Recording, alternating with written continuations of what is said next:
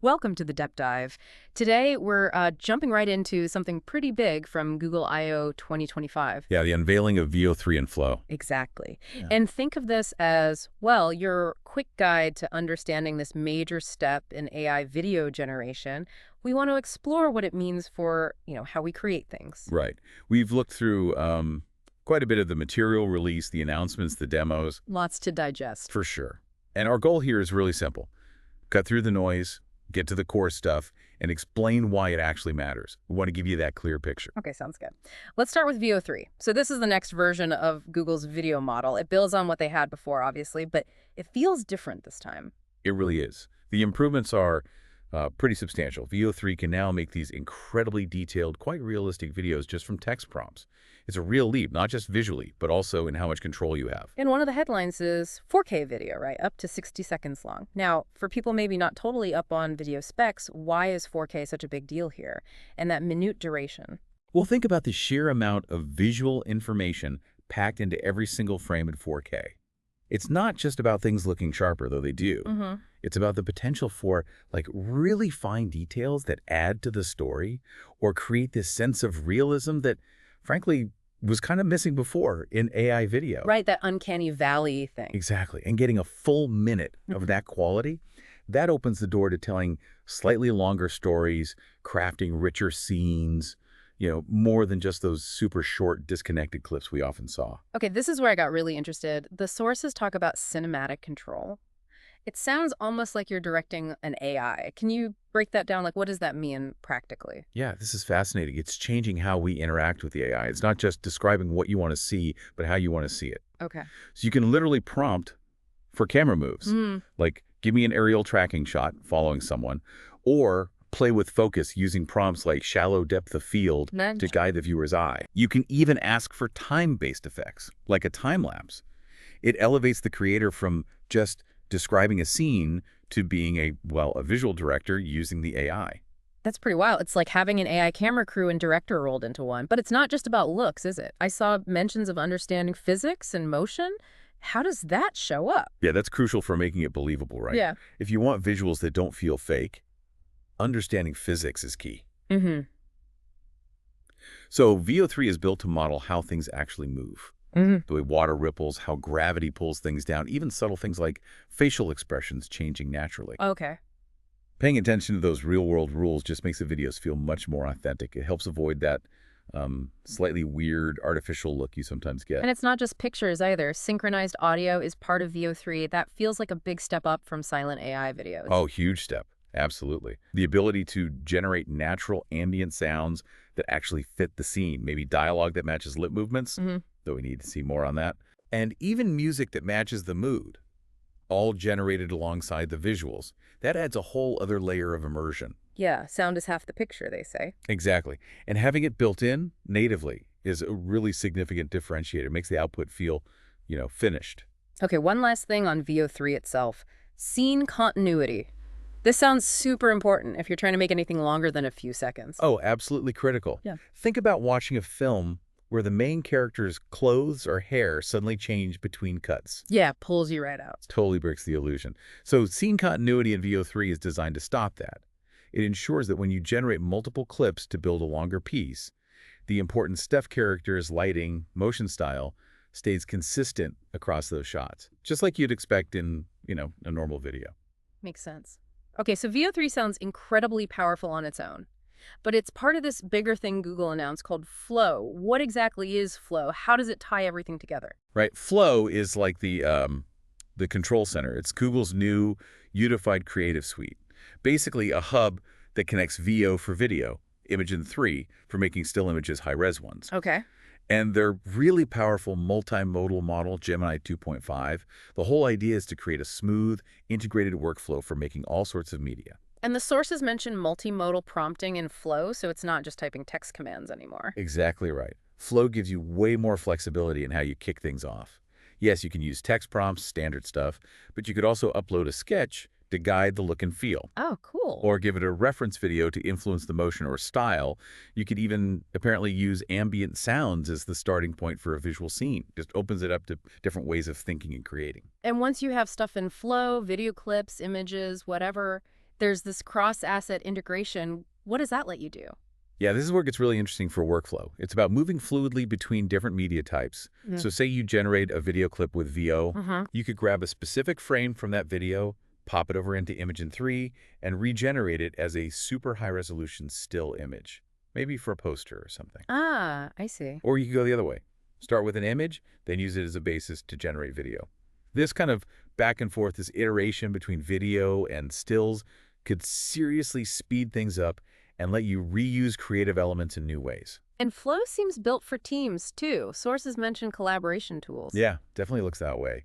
They specifically mention things like real-time editing, ways to manage reviews and feedback, even AI helping with feedback, all inside the platform. It strongly suggests Google sees this being used not just by solo creators, but in professional team settings like agencies or studios. And then there's Gemini itself, baked into Flow for editing. That sounds potentially game-changing, like an AI editing assistant. Pretty much. Imagine using natural language, just talking or typing to Gemini to change things after they're generated. Like saying, make this scene feel moodier, and having Gemini adjust the lighting and color grading, or swap out the character in this shot, or maybe even rewrite this short scene to be more upbeat. Whoa. Doing that kind of active editing using conversational AI right within the creative tool, that's a big shift from how traditional editing software works. Okay, so we have VO3, we have Flow, but, there are other players in this space already. OpenAI's Sora got a lot of attention, Runway, Pika. How does this Google offering stack up based on what we know now? Right, good question. Based on the initial info, there are some pretty clear differentiators emerging. A big one seems to be resolution. VO3 is launching with up to 4K. Which is higher than most others right now. Yeah, many competitors are currently topping out at HD, or maybe a bit more, though some, like Sora, have hinted at higher resolutions coming. But VO3 seems to be pushing that boundary from the get-go, and potentially, they say, uncapped resolution in the future. Okay. What else? The audio. The audio is definitely key. VO3 having native synchronized audio generation is a major advantage right now. Some others lack it entirely, or it's something they say is coming later. Having sound integrated from the start makes VO's output potentially much more usable quicker. And those cinematic prompts we talked about, is that unique to VO3? It seems more explicitly supported, yes. While other tools let you describe styles or scenes, VO3's focus on these director-like commands, tracking shots, depth of field, specific lighting, seems to offer a more granular level of control over the language of film, you could say. Gotcha. And editing, how does Flow compare to the built-in tools in, say, Runway or Pika? Well, Flow's advantage seems to be that tight integration of multiple powerful AI models, VO for video, Imagen for stills, and Gemini for that high-level understanding and editing capability. Right. That combination within one unified interface could offer a more seamless and potentially much more powerful editing and post-production experience than maybe some others that are more focused just on the video generation part. And the engine underneath it all. Yeah, worth mentioning, it's running on Google's Gemini models and leveraging DeepMind's research. That's a pretty hefty foundation, suggesting they have the AI horsepower to back up these features. Okay, so we've gone through the tech, the features, the comparisons, but let's bring it back to the listener. Why should you really care about VO3 and Flow? What are the real-world uses here? Well, the potential impact is pretty broad. For content creators, especially individuals or small teams, this could be huge. How so? Imagine being able to generate short films, commercials, concept pitches, just by writing detailed prompts. Or think about social media creators churning out unique video content much, much faster without needing complex filming setups or tons of editing time. Yeah, I can see that. What about areas like education or training? Oh, absolutely. Think about generating custom instructional videos on the fly to explain complex topics visually, or creating, say, historically accurate recreations for a history class, or developing interactive training simulations for specific jobs. AI could make learning much more visual and engaging. Like a teacher needing to show, I don't know, how ancient aqueducts worked. Exactly. Prompt VO3. Create a 30-second realistic video showing Roman engineers constructing an aqueduct with narration explaining the water flow. Boom. Potentially. That's powerful. And for businesses, marketing teams. Speed and customization look like the big wins there.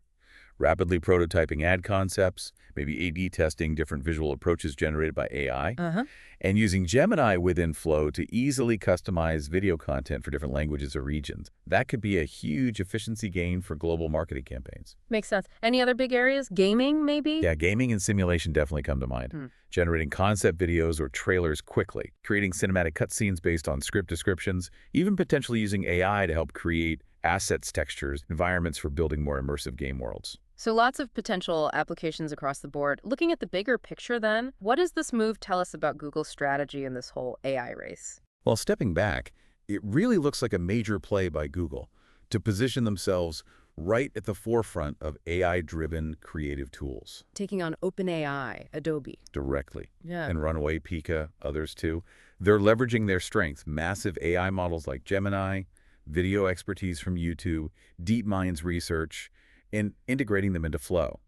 It feels like they're aiming to define the next generation of creative software. And potentially changing the nature of creative work itself. That seems to be the implication, yeah. Yeah. They're suggesting a future where maybe for certain kinds of video production, the traditional barriers, expensive gear, big crews, physical locations might become less necessary. Right. You might not need a whole film crew for every single project if AI can handle significant parts of the visual creation. Exactly. It has the potential to really democratize video creation in some ways, lowering the barrier to entry and maybe enabling completely new forms of visual storytelling we haven't even thought of yet. Okay, so as we wrap up this deep dive then, let's crystallize the main takeaways. What should our listener really remember about VO3 and Flow? So the key things. VO3 is a big step forward in AI video. Think high resolution like 4K, decent duration up to a minute, much better cinematic control, and integrated audio. That's a powerful combo. Got it. And Flow. Flow is the platform that ties it all together. It brings VO, Imagen 3 for images, and the smarts of Gemini 2.5 into one place. It allows for flexible inputs, text, sketches, sound seamless work between video and stills, and collaboration. So a unified creative suite, basically. Pretty much, yeah. Powered by some serious AI. And why is understanding all this significant for you, the listener? Because this kind of technology, it's not just incremental. It has the potential to fundamentally change how video gets made and used across so many areas: entertainment, education, marketing, communication. It could really impact your work or just the media you consume pretty significantly in the coming years. Right. So thinking about all that, these advancements are happening incredibly fast. It really makes you wonder, doesn't it? How will the roles of traditional creatives, directors, editors, cinematographers evolve alongside these tools? And maybe more excitingly, what completely new ways of telling stories or communicating visually might pop up now that tools like this are becoming available? Yeah, that's the big question, isn't it? What happens next? Definitely something to keep an eye on. Thanks for taking this deep dive with us today.